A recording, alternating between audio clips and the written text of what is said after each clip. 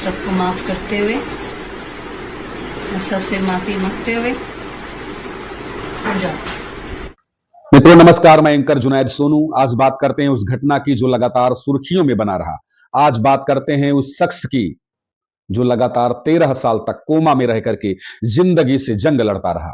जी हां, बात कर रहे हैं हरीश राणा की।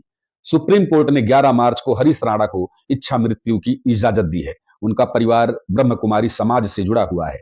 जब हरीश को उनके गाजियाबाद स्थित घर से एम्स के लिए ले जाया गया तो माता पिता, भाई सहित वहां मौजूद सभी लोगों की आंखें नम थी। पिता अशोक ने परिवार के सभी सदस्यों से माफी मांगी और बोले, ना चाहते हुए भी ये कदम उठाना पड़ा। हरीश के परिवार का सब कुछ बीत गया। एक वीडियो वायरल हो रहा है, आप लोगों ने देखा होगा। सबको माफ करते हुए और सबसे माफी मांगते हुए अब जाओ, ठीक है। भारत में इच्छा मृत्यु के पहले केस वाले हरीश राणा का एक वीडियो सोशल मीडिया पर वायरल हो रहा है, जिसे देख करके हर किसी की आंखें नम हो रही हैं। दरअसल हरीश राणा को अब दुनिया से विदा किया जा रहा है। 13 साल से जिंदा लाश बनकर के जी रहे हरीश को गाजियाबाद से एम्स लाया जा चुका है, जहां अब उन्हें लाइफ सपोर्ट सिस्टम से हटा दिया गया है।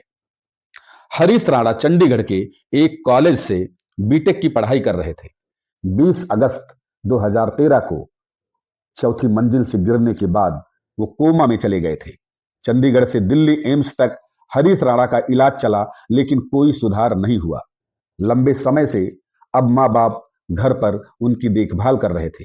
इस बीच हरीश राणा का एक वीडियो सामने आया है, जो सोशल मीडिया पर इस समय ट्रेंडिंग में है, सोशल मीडिया पर बहुत तेजी से वायरल हो रहा है। इस वायरल वीडियो में ब्रह्म कुमारी की एक दीदी हरीश के माथे पर टीका लगाते हुए नजर आ रही हैं। इस दौरान वो ये कहती हुई सुनाई पड़ रही हैं कि सबको माफ करते हुए और सबसे माफी मांगते हुए अब जाओ, ठीक है। सोशल मीडिया पर सामने आए इस 22 सेकंड के वीडियो ने हर किसी की आंखें नम कर दी हैं। इस वीडियो में ब्रह्म कुमारी परिवार की एक दीदी लवली हरीश के माथे पर टीका लगाती हैं। वायरल वीडियो में यह नजर आता है कि लवली के स्पर्श से हरीश राणा की आंखें कुछ इशारा करती हैं, होंठ भी कपकपाता है, गले से कुछ निगलने जैसा नजर आता है।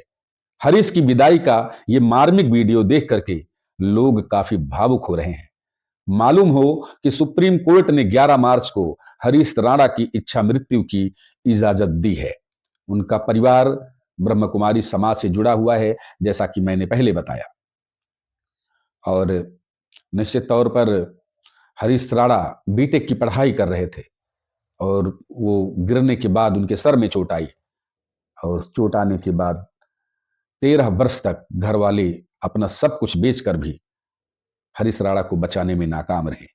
सूत्रों का कहना है कि लाइफ सपोर्ट के कुछ उपकरण हटाए जाने के बाद अब आगे की स्थिति हरीश राणा के शरीर की प्रतिक्रिया और चिकित्सकीय स्थिति पर निर्भर करेगी। डॉक्टरों का मानना है कि निष्क्रिय इच्छा मृत्यु की यह प्रक्रिया जल्द ही पूरी हो सकती है।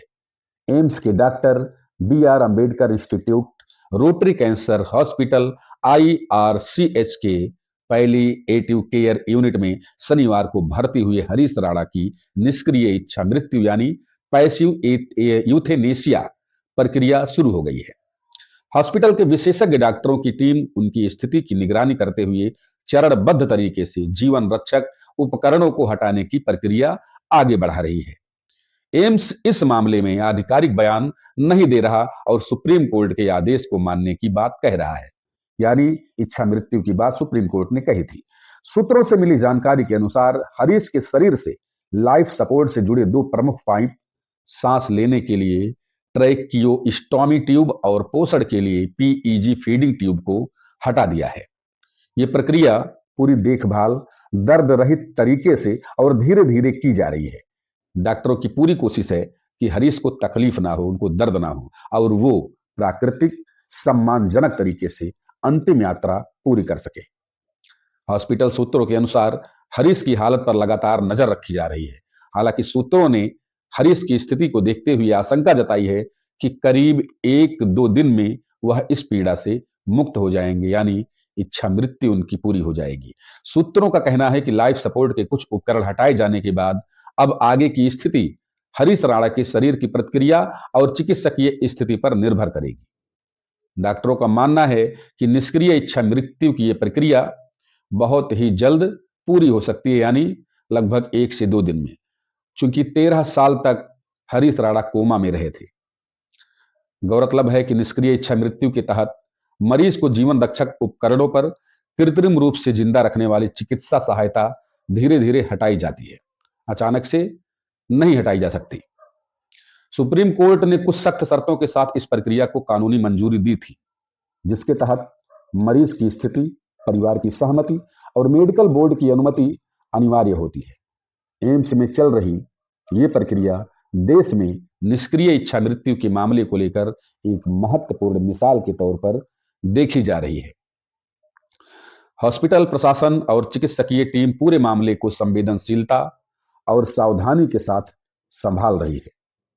बीते शनिवार को गाजियाबाद से एम्बुलेंस में सकुशल हरीश को एम्स लाया गया। इस दौरान हरीश के पिता अशोक राणा और उनकी मां निर्मला देवी भी वहां पर मौजूद रही।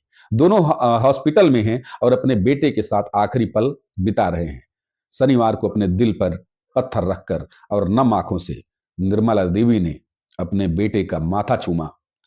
परिजनों का कहना है कि हॉस्पिटल की पैलिएटिव केयर टीम उनकी हर संभव आरामदायक देखभाल कर रही है। ऐसे में डॉक्टरों के अनुसार प्रक्रिया पूरी होने में समय लग सकता है, लेकिन बहुत ज्यादा समय नहीं लगेगा। यह उनकी मौजूदा स्थिति पर निर्भर करेगा। सोचिए, 13 वर्ष तक हरीश राणा लगातार जिंदगी और मौत के बीच में जूझ रहे थे। परिवार का 3 मंजिला इमारत भी बिक गया, बहुत सारी संपत्तियां बिक गई। एक बेटे का मोह क्या होता है एक माता पिता के लिए, वो आप सब भी समझ सकते हैं। और अंत में जब सब कुछ बिक गया तो पिता ने सुप्रीम कोर्ट का, पहले जाना चाहते थे हाई कोर्ट, लेकिन वो डायरेक्टली सुप्रीम कोर्ट गए। सुप्रीम कोर्ट का दरवाजा खटखटाया और बोले कि अब मेरे पास वो शक्ति नहीं है कि मैं अपने बेटे को अपने सामने मरता हुआ देख पाऊं। और इसीलिए न्यायाधीश महोदय से मैं निवेदन करूंगा कि हमारे बेटे को इच्छा मृत्यु दें, जिससे कि वो प्रक्रिया जल्द ही संपन्न हो सके। वीडियो को ज्यादा से ज्यादा शेयर करें।